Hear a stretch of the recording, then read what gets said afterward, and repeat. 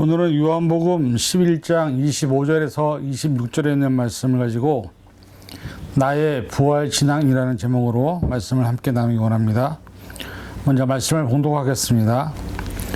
예수께서 이르시되 나는 부활이요 생명이니 나를 믿는 자는 죽어도 살겠고 무릇 살아서 나를 믿는 자는 영원히 죽지 아니하리니 이것을 내가 믿느냐.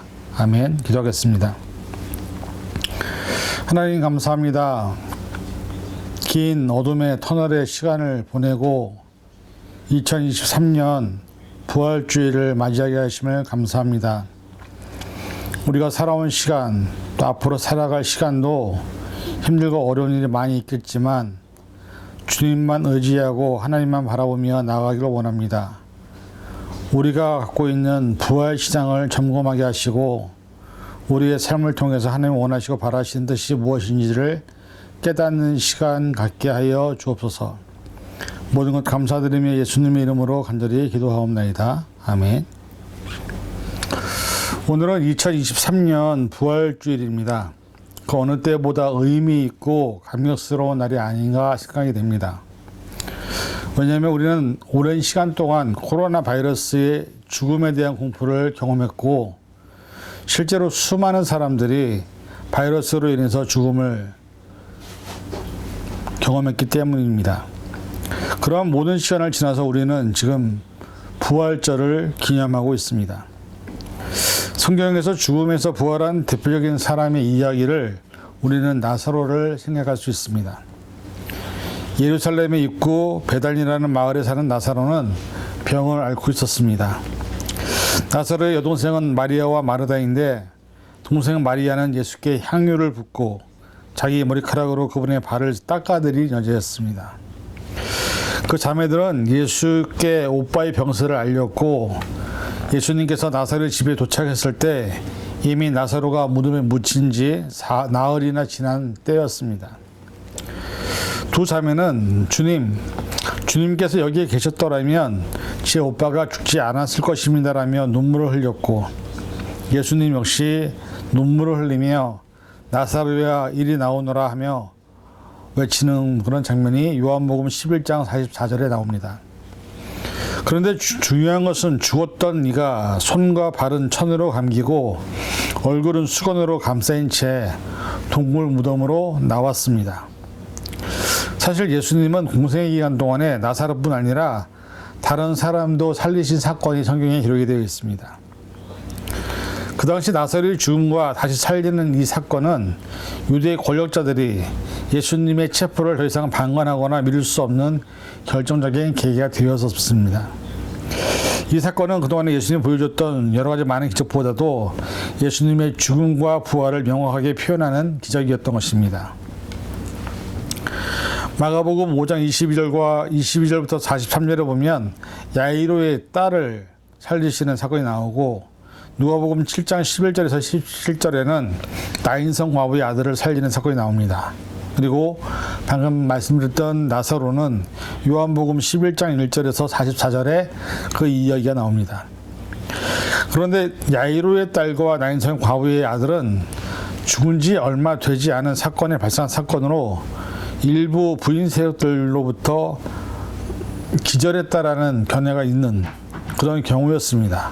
그러나 나사로는 달랐던 것입니다. 무덤에 있은 지 이미 4일이 경과된 것이었고 이미 그 시체가 부패하고 있는 과정이 있었기 때문에 부활에 대한 경이로운 확신을 준 사건이었던 것입니다. 이 놀랄 만한 사건으로 인해서 예수님을 불신했던 많은 유대인들 가운데 상당수가 예수님께 돌아왔고 믿음을 고백하는 일들이 나타났습니다.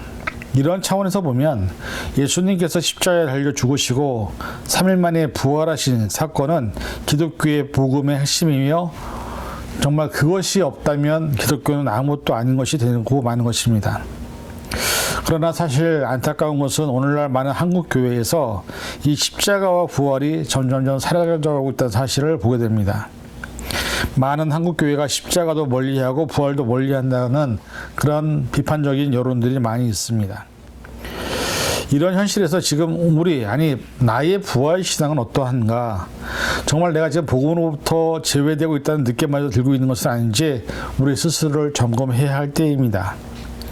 한국교회가 십자가에 대해서는 외치지만 부활에 대해서는 등한시하고 있는 모습도 많이 보게 되지만, 중요한 것은 우리들에게 부활절의 의미가, 부활신앙이 단순히 부활절에만 사용되고 부활절에만 기념되는 것으로만 전락하고 있는 것이 가장 안타까운 사실입니다. 우리가 잊지 말아야 될 것은 부활신앙은 기독교 복음의 핵심입니다. 박형룡 박사는 초대교회 복음의 사역자들을 이렇게 평가를 합니다. 복음과 그리스도의 부활의 관계를 나눌 수 없는 것으로 생각했다고 지적했습니다. 또한 우리 사도행전 1장 12절에서는 그리스도인의 사명이 부활하신 그리스도를 증거하는 일임을 분명히 하고 있습니다. 그럼에도 불구하고 부활신앙은 상실의 시대로 뭉쳐가고 있고, 기독교의 본질인 부활신앙을 회복하지 않고서는 온전한 복음이 전파되지 않는다는 것을 우리는 잊어서는 안 됩니다. 이러한 차원에서 오늘은 우리가 고백하고 있는 부활신앙은 과연 무엇인지, 그리고 과거의 제자들에게 있어서 부활신앙과 사도 바울에 있어서의 부활신앙, 그리고 오늘날 나의 부활신앙을 비교해 보면서 우리가 정말 가져야 될 부활신앙이 무엇인지를 생각해 보는 시간이 되기를 간절히 부탁을 드립니다. 첫 번째로 우리가 제자들의 부활신앙을 살펴보겠습니다. 예수님 당시의 제자들은 어떤 면에서 보면 제자라고 할 수 있을지 의문이 가는 사람들이었습니다. 자리 다툼이나 하고 예수님을 버리고 도망갔고, 심지어 예수님을 부인하고 저주까지 했습니다. 예수님 죽음 이후에는 어찌할 바를 몰라 절망에 빠졌던 무리들이 예수님의 제자들이었다라고 성경은 기록하고 있습니다. 그런데 얼마 후에 이 모든 제자들의 삶이 바뀌기 시작했습니다. 누가복음 12장 13절에서 35절은 누가의 독특한 기록으로서 마태복음에도 없고 마가복음에는 단 2구절로만 짤막하게 언급되어 있을 만큼 독특한 기사입니다. 여러분들이 잘 아는 것처럼 부활하신 예수님께서 엠마오로 가던 두 제자에게 나타나셔서 그 제자들과 함께 말씀을 나누시고 밥을 먹이시고 그들이 다시 뜨거워져서 예루살렘으로 돌아가는 그런 모습들을 기록하고 있습니다. 부활의 주님은 12제자 안에 들지도 않는 2명의 제자를 찾아가서 만나주십니다. 그들이 절망스러웠던, 그렇게 걸을 수밖에 없었던 그 걸음을 멈추게 하시고 엠마오로 가던 방향을 예루살렘으로 돌이키시는 장면이 나와 있습니다. 그들은 예수님이 함께 있는 것을 눈치채지 못했습니다. 영안이 어두워졌기 때문이죠. 그들의 얼굴에는 슬픔이 가득 찼습니다. 왜냐하면 예수님이 죽으셨기 때문이죠. 꿈과 기대가 무너졌습니다. 예수님이 우리를 구원하리라는 희망이 있었는데 예수님이 십자가의 죽음을 보고 그 기대를 접었던 것입니다. 부활의 주님을 기대할 수 없었다고 한다면 어떤 것도 기대할 수 없었던 것을 우리가 알 수 있습니다. 눈으로 보았던 사실을 기억하면서, 귀로 들었던 말씀을 기억하면서 부활에 대한 하나님의 또 예수님의 약속의 말씀은 기억하지 못하고 있었던 것이 제자들의 모습이었습니다. 절망에 빠졌던 이들이 부활의 주님을 만난 이후로 예루살렘으로 새로운 메시지를 전하기 시작했습니다. 그들은 예수님이 참 메시아이시며 생명의 주시며 십자가에 못 박힌 예수를 통해서 하나님은 그들의 회개와 용서를 주신다고 담대하게 선포하기 시작했습니다. 제자들이 이렇게 바뀐 이유는 단 한 가지입니다. 예수님께서 부활하셔서 그들을 만나셨고 그들을 다시 돌이키셨기 때문이죠. 사실 초대 기독교의 중심 메시지는 부활이었습니다. 최초로 기독교의 설교는 부활을 선포하는 것이었고, 사도들의 설교도 베드로의 설교도 시작으로 해서 한결 같이 예수님이 살아나셨다라는 부활을 그 중심 메시지에 담고 있었던 것입니다. 이처럼 사도들이 변하고 능한 일을 할 수 있게 하고 이스라엘 백성들에게 복음을 선포할 수 있었던 비결은 하나님께서 예수님을 죽은 자 가운데서 일으키셨기 때문이라는 것입니다. 이처럼 이 부활신앙은 모든 사람들을 완전히 바꾸는 역할을 하게 됩니다. 새로운 사람으로 살아게 만듭니다. 사람들의 가치관과 인생관을 변화시키는 그것이 바로 부활신앙의 본질이죠. 하나님께서 나도 예수님처럼 다시 살리실 것이라는 믿음을 갖는 것이 부활신앙이었습니다. 제자들에게 배울 수 있는 것은 우리 안에 부활의 생명의 신앙이 살아있다고 한다면 우리 역시 때로는 절망, 때로는 좌절, 또 예로는 괴로움과 슬픔을 안고 살아가는 인생이지만 중요한 것은 우리 안에 부활과 생명의 말씀이 살아있다고 한다면 더 이상 좌절하거나 절망하지 않는 것이 아니라 새로운 마음과 새로운 생각으로 세상을 향해서 복음을 증거하는 사람이 될 수 있다는 것을 제자들은 우리에게 부활신앙이 무엇인지 보여주고 있습니다.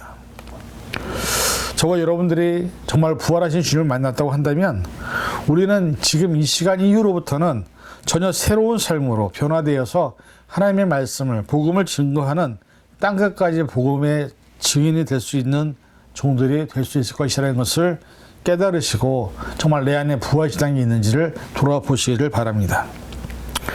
두 번째는 사도 바울의 부활신앙입니다. 우리가 잘 알다시피 사도 바울이 탁월한 설교자가 된 것은 사실은 바울이 다메섹 도상에서 만났던 예수님의 형상 때문이었죠.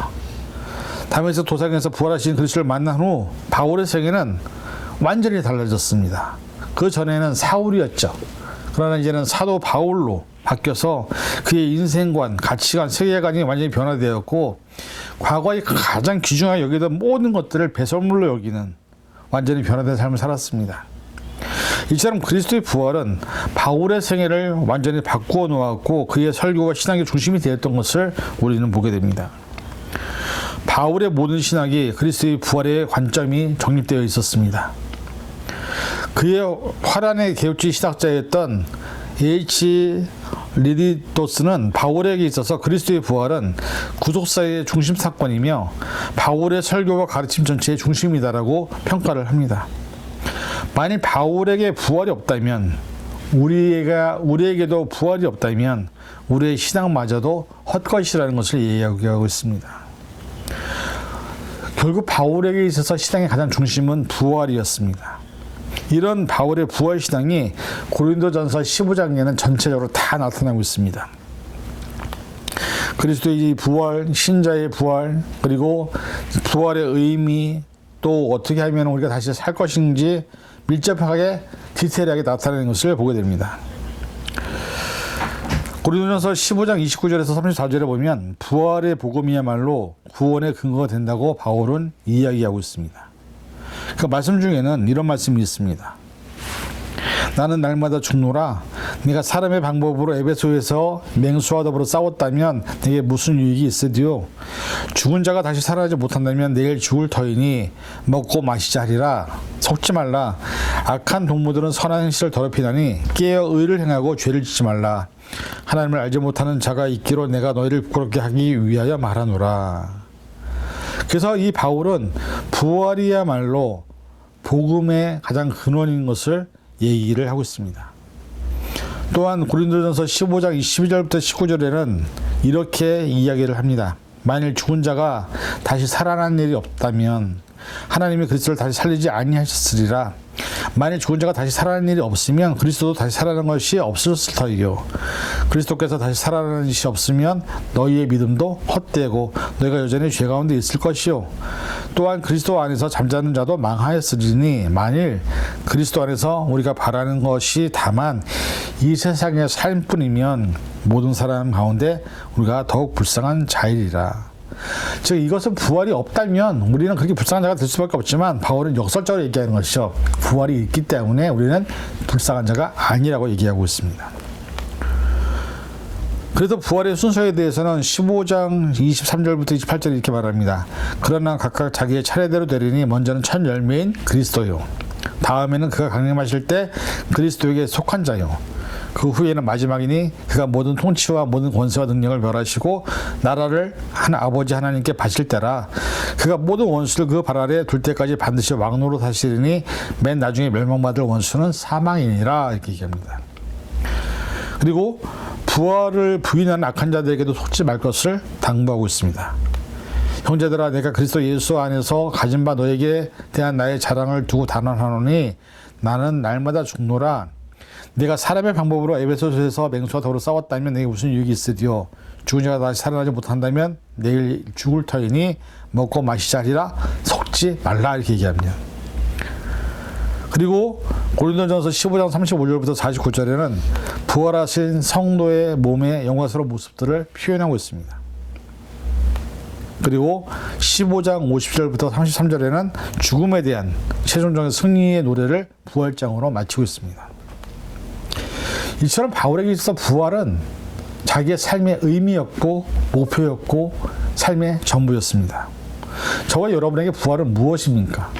정말 예수님이 부활하셨다는 그 부활시장이 나에게 있어서 내가 살아가는 이유가 부활을 위한 것이고, 내가 복음을 전하는 이유도 부활을 위한 것이고, 내가 부활 때에 예수님과 다시 살 것을 믿는 것이 정말 부활시장이라고 한다면 우리가 세상의 것에 연연하지 않을 것입니다. 우리는 하나님 안에 속해 있는 하나님의 자녀이자 천국 백성입니다. 그래서 우리가 가져야 될 가장 중요한 신앙이 바로 부활신앙임을 믿으시고, 우리 안에 바울과 같이 부활신앙으로 가득 채워지는 믿음의 모습이 이번 부활절에 있기를 간절히 축원을 드립니다. 자, 그렇다면 세 번째는 나의 부활신앙은 어떤가 합니다. 지금까지 우리는 제자들의 부활신앙을 살펴보았고 사도 바울의 부활신앙을 살펴보았습니다.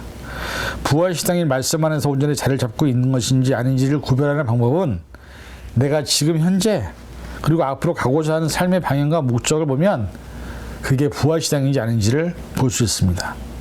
부활신앙을 가진 사람은 말씀대로 살기 위해서 노력하고 준비하고 나아가는 사람입니다.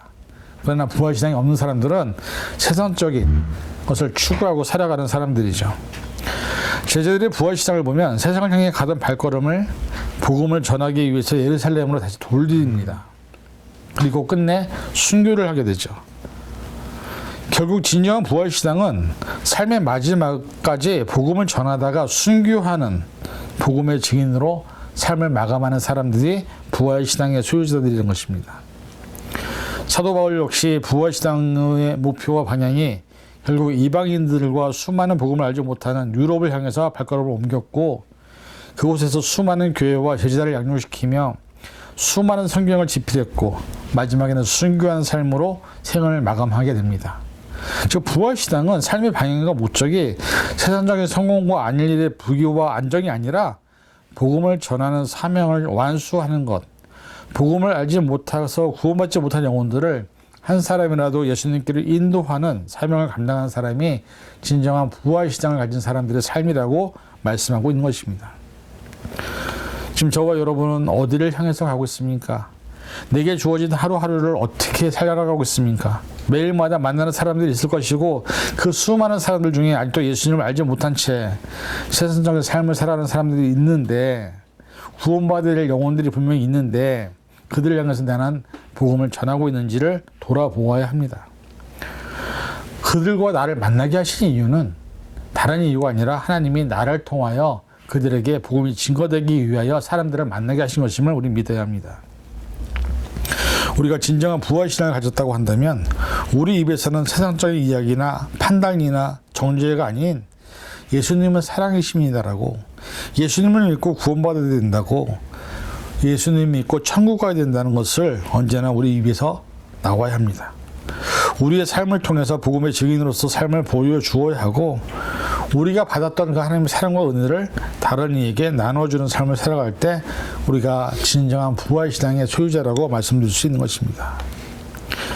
예수님의 부활을 믿고 그 뜻대로 부르심을 받은 사람들에게는 하나님의 사랑과 은혜를 나누는 일은 매우 중요한 사명임을 잊지 말아야 합니다. 사람이 세상을 살아가면서 우리의 미래의 주인은 하나님이시고, 하나님의 정한 시간이 언제인지는 모르지만 저와 여러분 모두는 언제나 종말의 삶을 살아가는 존재들입니다. 그래서 언제나 어디서나 하나님이 우리를 부르신다면 그 사실을 겸허하게 받아들이고 맡겨진 부활의 주님을 증거하는 증인으로 살아야 하는 것입니다. 2023년이라는 시간이 오늘 우리에게 주어져서 살아가고 있지만 2024년도 부활절을 내가 다시 누리고 살아갈지는 저와 여러분은 모릅니다. 오직 하나님만이 아십니다. 중요한 것은 오늘 내게 주신 호흡을 하고 숨을 쉬어 살아가는 오늘 하루가 나의 마지막 날이라는 사실 앞에서 최선을 다해서 복음을 전하고 한 영혼이라도 하나님께로 인도하는, 그래서 주님 앞에 섰을 때에 칭찬을 들을 수 있는 충성된 종이 될 수 있기를 간절히 축원을 드립니다. 결론을 맺습니다. 2024년도 부활주의를 맞이하면서 우리 모두가 진정한 부활의 증인이 되기를 간절히 부탁을 드립니다.